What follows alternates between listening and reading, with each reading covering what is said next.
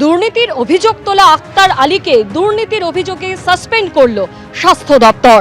আরজিকর মেডিকেলে deputy super থাকাকালীন দুর্নীতির অভিযোগ করেন এই আক্তার আলী।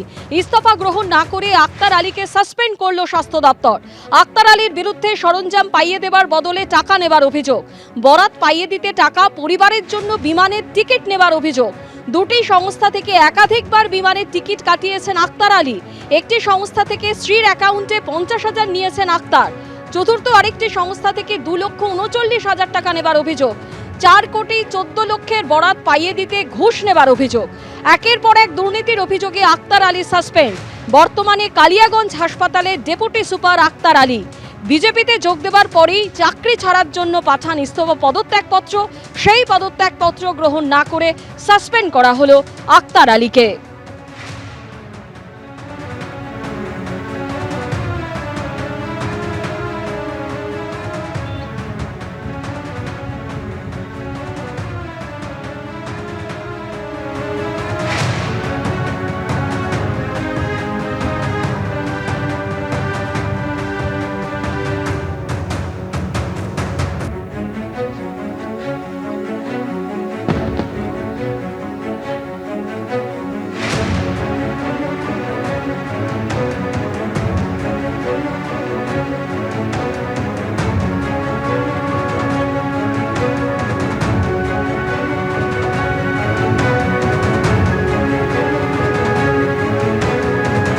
দুর্নীতির অভিযোগ তোলা আক্তার আলীকে দুর্নীতির অভিযোগে সাসপেন্ড করা হলো আরজিকর মেডিকেলের ডেপুটি সুপার থাকাকালীন।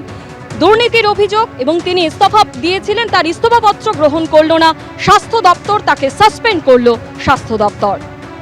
এতদিন কি তাহলে অভিযোগ ভল্টে রাখা ছিল? অভিযোগকারী হিসেবেই সিবিআই ডেকেছিল, অভিযুক্ত হিসেবে নয়। আমার বিরুদ্ধে সাপ্লিমেন্টারি চার্জশিট জমা পড়েছে কিনা জানা নেই। ভোটে যাতে দাঁড়াতে না পারি তার চক্রান্ত পাল্টা দাবি করলেন আক্তার আলী।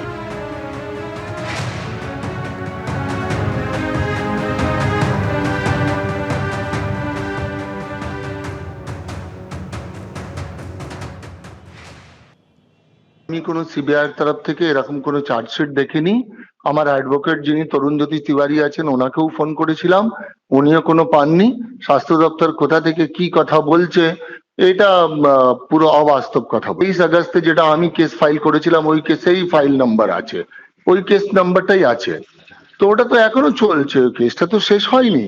এবার আপনি জানেন কি ওই কেসে 5 জন জেলে আছে এবং আরজি করে তদন্ত তো চলছে। ওই কেসেই তো মানে শুধু সিবিআই মানে অতীন ঘোষের ওখানে গিয়েছিল, তার ডক্টর সুদীপ্ত রায়ের ওখানে গিয়েছিল। ইনভেস্টিগেশন তো সিবিআই করছে, যে ইনভেস্টিগেশন করছে না তা নয়। প্লেনেন হিসাবে আমি বহুবার গিয়েছি, আমাকে সিবিআই সবসময় যা ইন্টারোগেশন আমার কাছ থেকে যা জানতে চাই আমি দিয়েছি। আমার কাছ থেকে আমার সমস্ত আমার পরিবারের ডিটেল, ব্যাংক অ্যাকাউন্ট থেকে আরম্ভ করে পাসপোর্ট নাম্বার, যেটা মানে অটোমেটিক্যালি যেগুলো ওদের দরকার হয় না সেগুলো আমি দিয়ে, আর আমি তো কোনো নোটিফিকেশন বা সমনও পাইনি সিবিআই এর কাছ থেকে। এখানে সিবিআই এর কেস নাম্বার উল্লেখ করা হচ্ছে। হ্যাঁ, তো সিবিআই তো ওইটাই তো আরজি করের দুর্নীতির তদন্ত করছে, তো সেই আরজি করের দুর্নীতির তদন্ত থেকে সিবিআই আপনাকে অভিযুক্ত হিসেবে কখনো জিজ্ঞাসাবাদ করেছে? না না না না না না।